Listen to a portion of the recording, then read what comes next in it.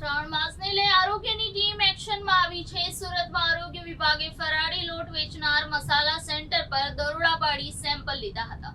પવિત્ર શ્રાવણ માસ શરૂ થઈ ગયાના આટલા દિવસ બાદ સુરત મહાનગરપાલિકાની આરોગ્ય વિભાગની ટીમ હરકતમાં આવી છે.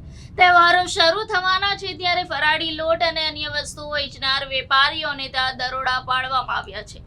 ફરાળી વસ્તુઓના નામે ડુપ્લિકેટ વસ્તુઓનું વેચાણ થતું હોવાની ફરિયાદને આધારે દરોડા પાડવામાં આવ્યા છે.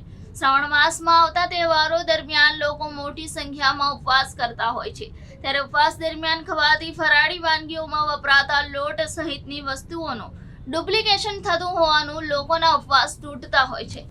ત્યારે લોકોના આરોગ્યની સાથે ધાર્મિક લાગણી ન દુભાય તે માટે દરોડા પાડવામાં આવ્યા હતા. પાલિકાના અધિકારીઓએ કહ્યું હતું કે સુરતના અલગ અલગ ઝોનમાં 6 જગ્યાએથી તપાસ હાથ ધરવામાં આવી છે. ફરાળી લોટના સેમ્પલ લેવામાં આવ્યા છે.